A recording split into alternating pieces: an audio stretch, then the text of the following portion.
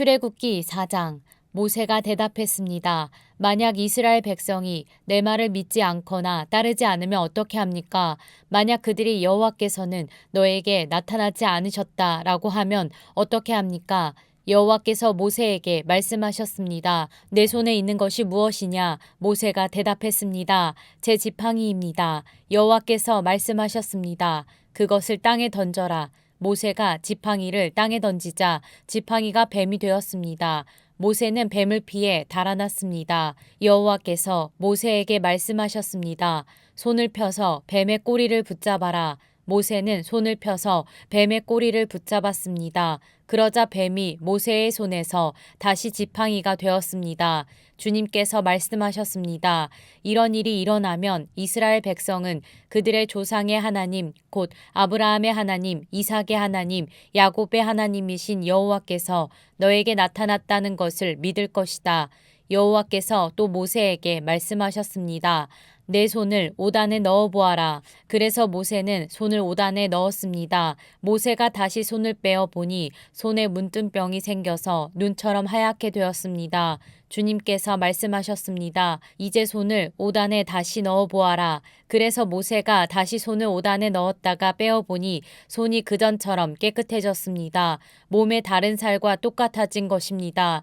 여호와께서 말씀하셨습니다. 백성들이 너를 믿지 않고 또 첫 번째 기적을 못 믿을지라도 이 두 번째 기적은 믿을 것이다. 만약 백성이 이 두 가지 기적을 다 믿지 못하거든 나일강에서 물을 퍼다가 땅에 부어보아라. 그러면 그 물이 땅 위에서 피로 변할 것이다. 그러나 모세가 여호와께 말했습니다. 하지만 주님, 저는 말을 잘할 줄 모릅니다. 전에도 그랬지만 주님께서 저에게 말씀하시는 지금도 저는 말을 잘할 줄 모릅니다.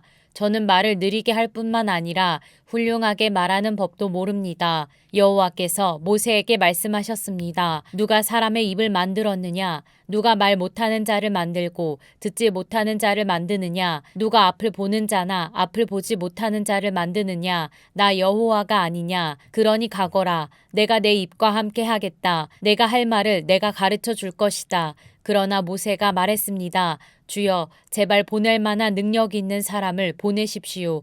여호와께서 모세에게 화를 내면서 말씀하셨습니다. 레위 집안 사람인 내 형 아론은 말을 아주 잘하지 않느냐? 아론이 너를 만나기 위해 오고 있는 중인데 아론은 너를 만나면 기뻐할 것이다. 내가 할 말을 내가 가르쳐 줄 테니 그것을 아론에게 말해 주어라.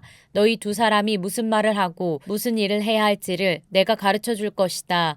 아론이 너를 대신해서 백성에게 말을 할 것이니 너는 하나님께서 말씀하시는 것을 아론에게 전하여라. 그러면 아론이 너를 대신해서 그 말을 할 것이다. 내 지팡이를 가지고 가거라. 그것을 가지고 기적을 보여라.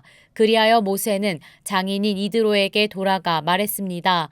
이집트에 있는 제 백성에게로 돌아가게 해주십시오. 그들이 아직 살아있는지 알고 싶습니다. 이드로가 모세에게 말했습니다. 그렇게 하게, 평안히 가게.